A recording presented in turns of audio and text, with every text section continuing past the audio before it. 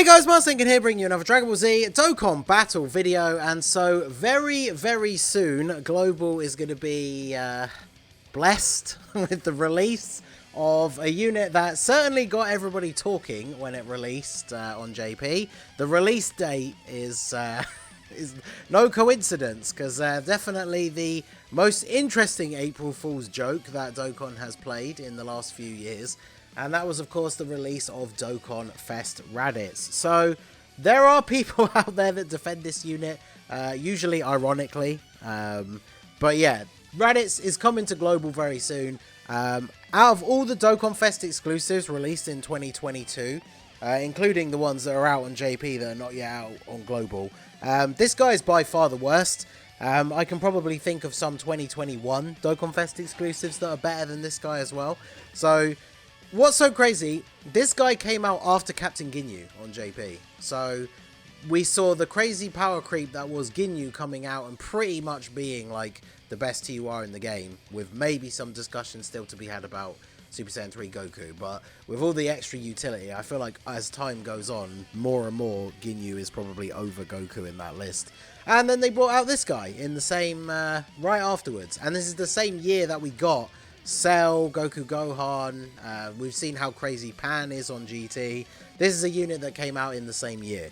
Very strange. So, Saiyan Saga and Pure Saiyans, leader skill for 170, extra 30% to Space Traveling Warriors. The thing that's annoying about this, I guess, for this unit is when you compare his leader skill to Ginyu, who obviously has Terrifying Conquerors and has Space Traveling Warriors as his 30% extra as well, Raditz is only really giving that extra 200% to a few units who didn't get theirs on Ginyu, which is mostly Saiyans, like all of the Team Bardock units are on there. But yeah, Pure Saiyans, he is a Pure Saiyans leader, so that is obviously one of the biggest and best categories in the game anyway, and any of them that are on Space Traveling Warriors are going to be getting the extra buff. The reason why he's so bad is the fact that he only does supreme damage because he does an AoE, so he does supreme damage to all enemies, but he has the lower modifier.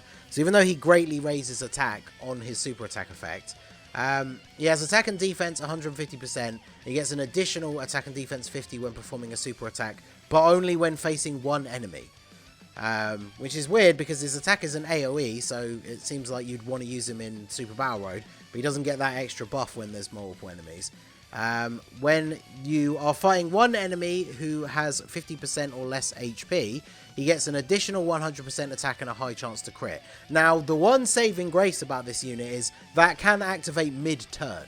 So one of the best uses for Raditz is actually, if you're going to run him as like the leader of the team, you can use him as a third slot floating unit. And then obviously on turns where you deal enough damage for the enemy to drop below 50% HP, he's going to get that extra 100% attack and then the chance to crit. And then he gets extra defense as well as getting a guaranteed crit after receiving an attack when he's facing 2 or more enemies. So obviously this is supposed to be for Super Battle Road. The problem with this is he has to receive an attack first. So you put him in slot 1 in Super Battle Road. He doesn't get that 150% extra defense until he gets hit the first time. So if the first hit is a super attack, then he's potentially going to take quite a lot of damage. He also gets Ki +2 after delivering a final blow. Final blow mechanic kind of sucks. It's weird that it's just 2 Ki, considering he's a TUR. And, you know, he has decent links. He has prepared for battle, so, like, you're not going to struggle to super attack with him, realistically. And so, yeah, getting 2 Ki after delivering a final blow seems kind of pointless. He does have an active skill that does damage, gets a guaranteed stun if the enemy can be stunned, and you can do it when facing only one enemy after you've been attacked 3 times. So, you can't use it straight away turn 1, but even in Super Battle Road, you could then potentially use this on the next turn that you have Raditz. But yeah, all in all, nothing about his kit stands out as being really particularly impressive, and then the numbers that he puts up, like against some of the hardest content when there's only one boss and they don't have less than 50% HP, the numbers that he's hitting are really not very good. So yeah, this guy, I would call him probably the biggest skip of the year for Global when you think about the fact that the worldwide download celebration is going to start basically in 2 weeks. From this video going up. It's the 5th now, so I think last year it did literally start on the 29th, so that is exactly 2 weeks from today. The worldwide download celebration is going to come out with 2 new Dokkan Fest exclusive LRs.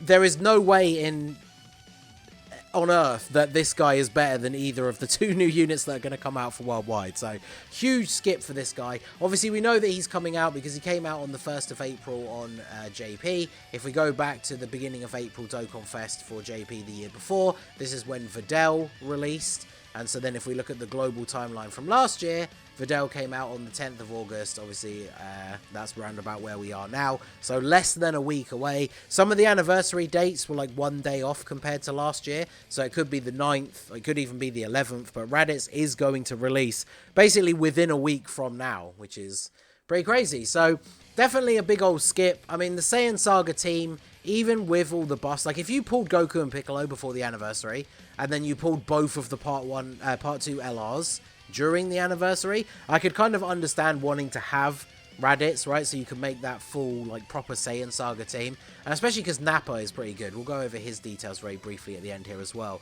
But, like, yeah, this banner is just not worth it. I'm really interested to see what they're going to do to make this banner worth summoning on for Global. Because they're either going to do something crazy, like bring Ginyu back super early and put him on this banner.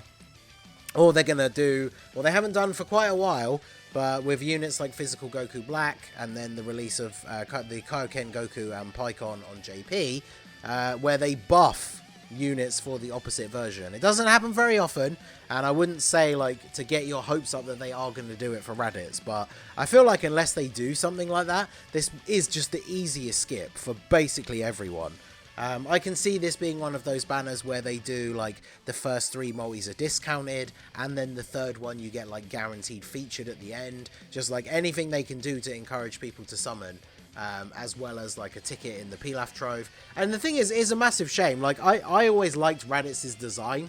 I think he deserved to get a really good Dokkan Fest exclusive, so I'm really disappointed. Like, I'm not one of the people that wanted to hate on this unit because I thought Raditz was a weird choice for a Dokkan Fest.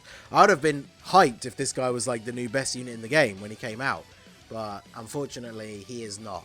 Now, Nappa is his banner unit, and he's pretty good. He has a Saiyan Saga leader skill as well. He greatly raises defense on Super. He gets attack 178%, and then he raises defense by up to 780%.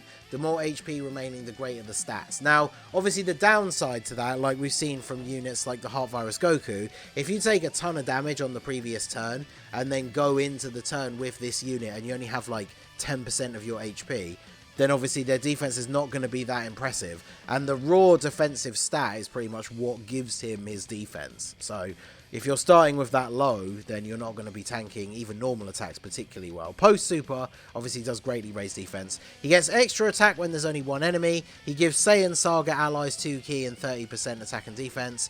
He also gives Saiyan Saga allies an extra 7% attack and defense 8% per existing super class enemy. So when there's only 1 enemy, he is actually still giving 37 attack and 38 defense. So that kind of puts him in line with those units that are giving, like, the 40% support.